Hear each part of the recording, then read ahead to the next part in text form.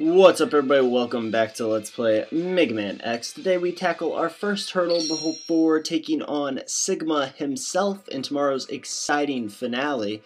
We got a couple more Robot Masters to take on, a little bit more stuff to do. Killing turtles and what have you. We'll leave those guys alone. I don't really care about them. We're going to be taking on our first Robot Master of the stage right now. It's Armor Armadillo. Beating him is pretty simple. We just have to get our E-Spark ready. Once we dose him up with a little bit of E, he'll be pretty easy to take on. His armor falls off, which is probably pretty bad for him. I don't know. Doesn't really make him take much more damage. But now we can pretty much get him in this pattern right here. And once this happens, he's pretty easy to take on. When you use the Robot Master's weaknesses, generally they end up being caught in a pattern where they just keep getting hit over and over. It makes them pretty easy to take on, so not too difficult to take him out right there. Now we'll just switch back to our X-Buster, continue on our merry way. Like I said before, there's a lot of there we go. What do I want to say? Lateral? I don't know, is that right? Is that the right word? Yeah, that's right.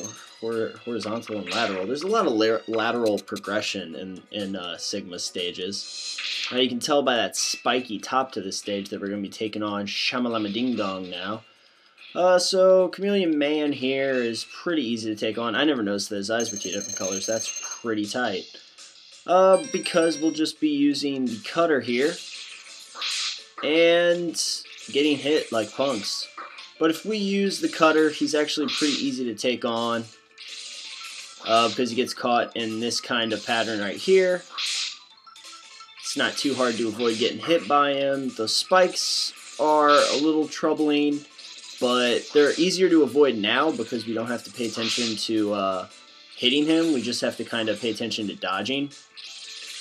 It's also pretty nice that we don't have to jump or anything. If you do jump, the blades are most likely going to go down and miss him. But if you throw them from the ground, they're going to curve back up and hit him from pretty much wherever you are. So he's pretty easy to take on like that. This stage is not that hard. The final boss of this stage can be a little tricky, but oh man, I want that so bad. Get out of my way. Oh, I'm not going to get it in time. Not by a long shot. Come on. Oh, so close. We'll be able to pick up these goodies, though. We don't really need this, but that's how you would get that, too. We do need to focus on filling up the boomerang cutter again, because it's going to be pretty useful in another fight that we have to go into in a little bit. This is a pretty long stage. It might be the longest stage in this section, but I'm not positive on that. So we're going to fire off a shot here. He's coming straight at us. We need our shotgun ice for this section. Damn it.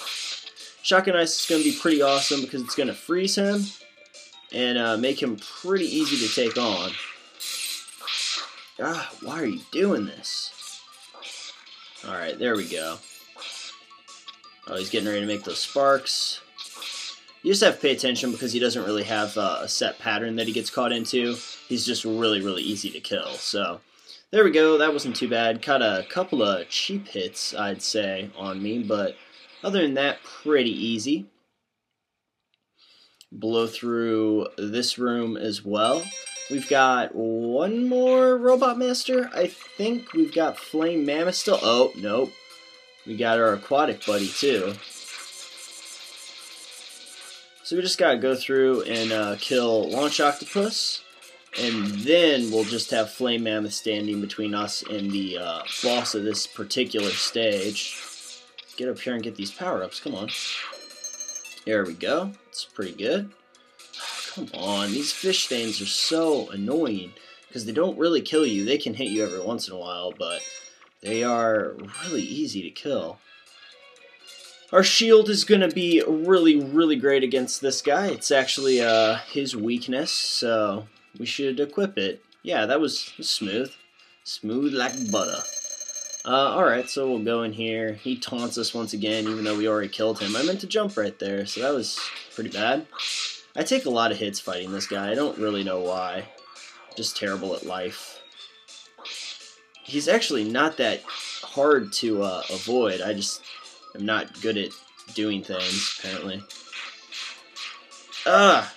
His missiles actually come apart. One goes below you and the other two will go above you. You can avoid him if you get far enough away from where he's using it. He should be getting pretty close to dead. I don't really even care anymore. We took about 50,000 hits, but for some reason I just have a ton of trouble with that guy. I don't really know why. He's actually pretty easy to avoid, but he's just always kind of giving me a little bit of the business. But still fully powered up. There's really nothing, none of the Robot Masters are really going to give you any trouble with full power-ups. So we got a little bit more stage to go through. There's some goodies up here that we'll be grabbing by using our classic Chameleon Sting trick. So we'll do this, and then we have to rush through all this though, because otherwise we will still get hit. So that's pretty easy. Here comes Flame Mammoth. We are going to switch into the X-Buster for this guy. This is the first guy you're supposed to take on. So I'm pretty sure nothing else can really hurt him. But if we do use the Boomerang Cutter against him, we can cut that nose off and stop him from using those oil slick abilities of his. Yeah, he won't be able to do that if we hit him a couple times with Boomerang Cutter. So it's definitely worth doing. There we go. His nose comes off. And now we might as well start using a fully charged X-Buster, because that's going to be the best way to take him on now. He's still pretty easy to avoid. I always kind of fall down from that for reasons that I can't really understand. You should stop doing that right now. And you should jump again. Nope. Oh, he wasn't having any of that. I mean, just like Storm Eagle, you got to keep him on stage to damage him, or on screen to damage him, so that's kind of annoying. But he is pretty easy to take on. I mean, he's even easier than the last time we took him down. We take less damage from him now, and I don't know, now we can make him a little less aggressive because of the lack of that nose. But it is true that those oil slicks don't damage us. So I almost think sometimes that it's better to leave the nose on, because he can kind of start doing that to you. That didn't hit him because we were too far away. He can kind of start doing that to you, and it gives you pretty much free hits on him, because he kind of gives up using other attacks every once in a while. So, I don't know. Other than that, this is just kind of a tedious fight against a guy that we already bested. So, it's kind of lame, but it just takes a little bit of doing. Should be fully charged now. See, you're still not doing too much damage to him, so it doesn't really matter that we're using this ability. I was worried that he was going to get another hit off. Yeah, Flame Mammoth, I mean, what are you going to do? It takes a while, but he's not going to damage you too much. But we got about maybe a quarter of our energy gone. Not too bad. We got none of this stage actually left. We're going straight into the boss.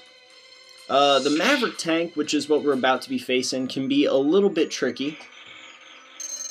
I have kind of an unorthodox way of taking him on, so we'll see how it goes. I usually just go through right there and dash and try and lure him down. So I'm going to dash through the middle. He's going to come down, but I'm going to be able to avoid it. That actually does a ton of damage to you, though. If it lands, if he crushes you there, yeah, that does quite a bit of damage. That ball, the trick to avoiding that ball is that you have to dash right when it's about to shoot out, right when it's about to hit you. See, it's pretty dangerous because you take quite a bit of damage from that ability, but you also do a ton of damage to him from using the cutter. So, I mean, with full sub-tanks, which you'll probably have at this point, you should do great against him. It shouldn't really be that much trouble. You saw me dodge that sphere that he shoots out a couple of times. The trick with that is that right before it hits you, like as it's coming out, like as it's issuing forth, you have to dash, because you hunch down a little bit, your hitbox gets a little bit smaller when you dash, and it's going to pass right over your head. Otherwise, it'll kind of seek you out if you try and dodge up on the wall. That's a really bad idea. So that's pretty much a good way to take him out, just trying to get him to clamp down on you, but being a little bit faster than he is. So the dash is your friend in that fight. There you go. Pretty easy section, I would say. Nothing too difficult, I don't think. So you guys should do fine, but hopefully you have saved up your strength, because next episode we're going to be taking on Sigma, and that fight is very difficult. He's pretty tricky. Got a couple of forms, ton of health. It's a little hard to take that guy on. So we'll be working on that tomorrow, though, so we don't have to worry about that right now. Hopefully you guys enjoyed this episode. I'm a little tongue-tied today for some reason, but I don't know. I'm so caught up in the hype. I'm excited to take on Sigma. Anyway, I hope you guys liked the episode. If you did, be sure to check out my channel. I got a lot of Let's Plays over there for you to enjoy as well. But for right now, I just want to thank you for watching this episode, so thanks a lot. I will see you guys on the exciting finale tomorrow.